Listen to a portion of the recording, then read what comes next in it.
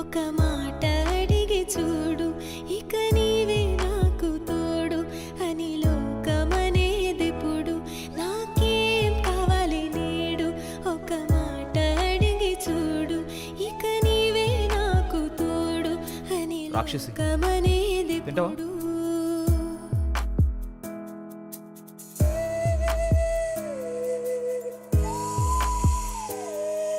బాగుంది.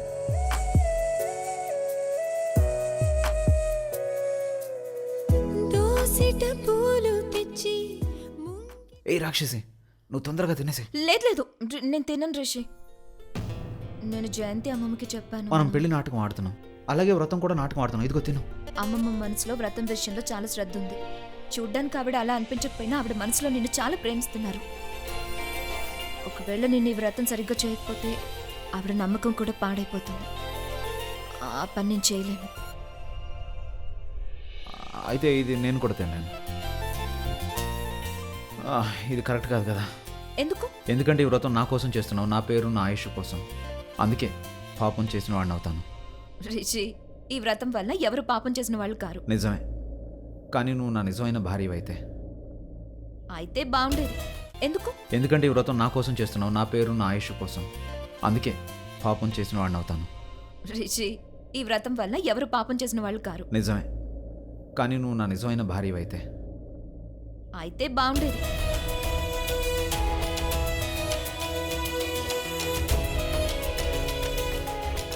ఏమన్నా అన్నావా?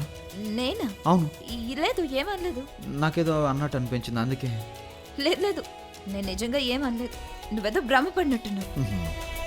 భ్రమపడ్డాను.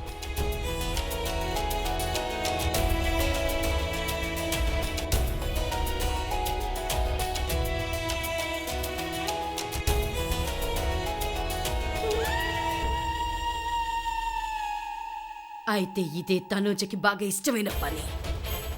మరి ఒక్క క్షణంలో తనని చంపి ఎలా పగ తీర్చుకుంటాను? లేదు, తనకిష్టమైన పని చెడగొట్టి హింసించి హింసించి చంపుతాను. తనూజకి భరించలేని బాధ కలిగాలి. అదే ఈ వ్రతం.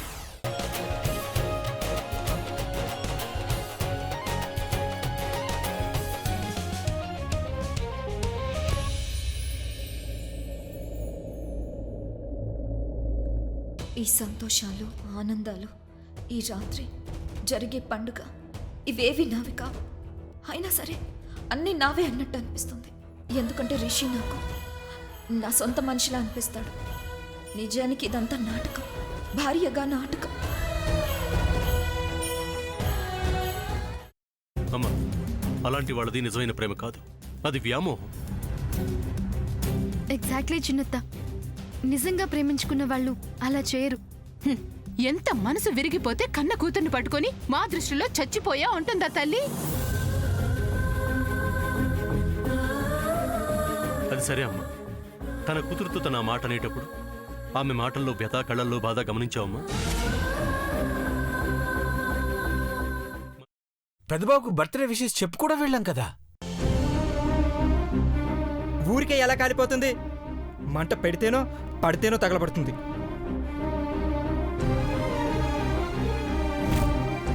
కరెక్ట్ చిన్నబాబు, నీకొచ్చినట్టే నాకు డౌట్ వచ్చింది. పార్వతే షర్టును తగలబెట్టిందనుకుంటా.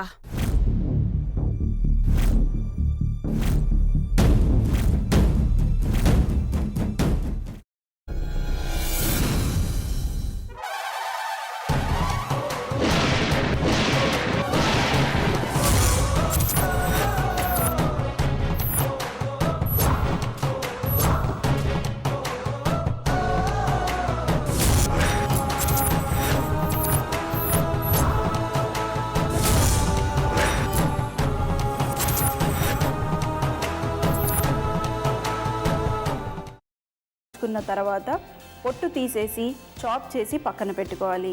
ఒక ప్యాన్లో కొద్దిగా నూనె వేడి చేసి అందులో ఆవాలు, మినప్పప్పు, శనగపప్పు, కరివేపాకు, సన్నగా తరిగి పెట్టుకున్న ఉల్లిపాయలు వేసుకుని 1 నిమిషం పాటు వేయించుకోవాలి. ఆ తర్వాత కాల్చి కట్ చేసి పెట్టుకున్న వంకాయని కూడా అందులో వేసుకుని బాగా మిక్స్ చేసి బౌల్లోకి ట్రాన్స్ఫర్ చేసుకుని అందులో తగినంత చిక్కటి పెరుగు లేదా పల్చటి పెరుగు వేసుకుని మిక్స్ చేసి అన్నంతో కానివ్వండి, చపాతీతో కానివ్వండి సర్వ్ చేసినా చాలా బాగుంటుంది.